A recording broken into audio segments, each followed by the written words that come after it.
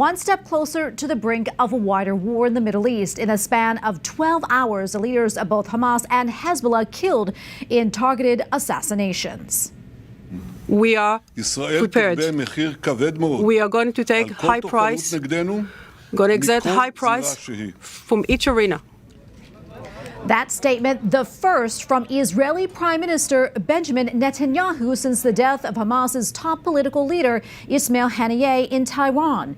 While no one has claimed responsibility for the killing, both Hamas and Iranian leaders point the finger squarely at Israel. Haniyeh was in Iran to take part in the inauguration ceremony of the new Iranian president. Netanyahu did mention the death of one of Hezbollah's top military leaders. Israel claimed the targeted killing of Fuad Shukr was in retaliation for Saturday's attack on the Golan Heights. 12 children died in that strike. And for more, let's bring in Simone Leiden. She is the former Deputy Assistant Secretary of Defense for the Middle East. Thank you so much for coming on again. We appreciate it. Tell us how significant these deaths are, in particular Haniyeh's, which he was killed, as we know, on Iranian soil rather than in Qatar, where he resides.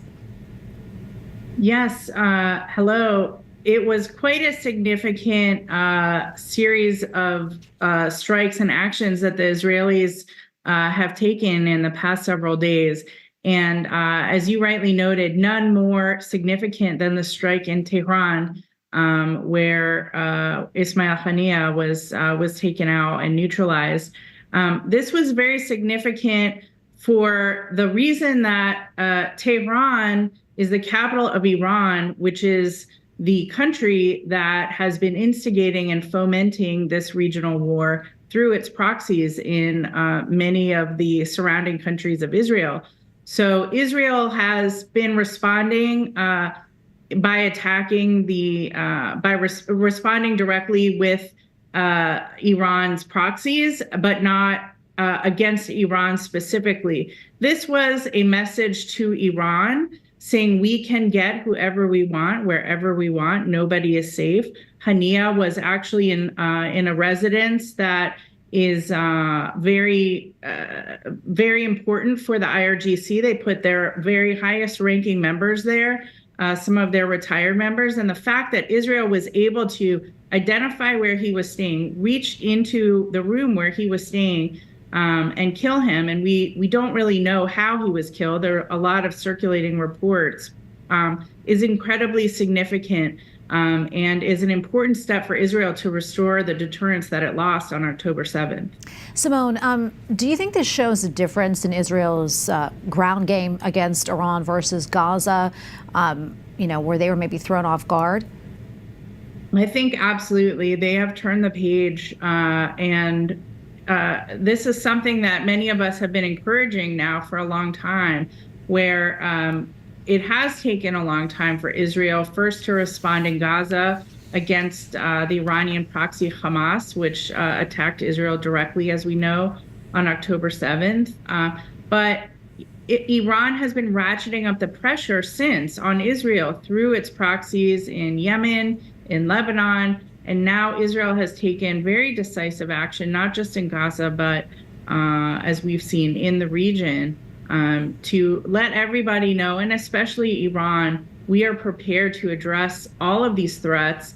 And they've really sort of laid down the gauntlet. And now we'll see how they respond, how Iran responds. Simone, what about the ceasefire talks? I mean, how might this affect that?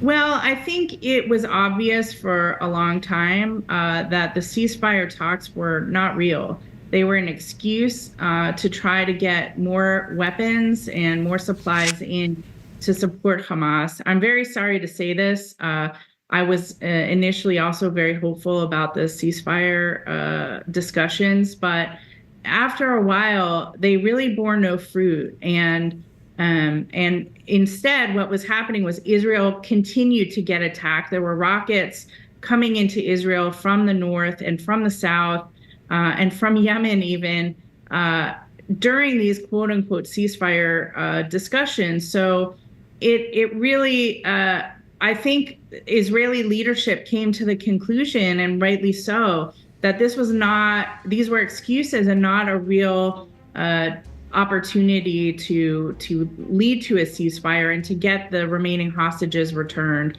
and apparently clearly made the decision to strike, and probably figured that this would likely end better than a continuing no end in sight ceasefire discussions. Now they have deterrence restored.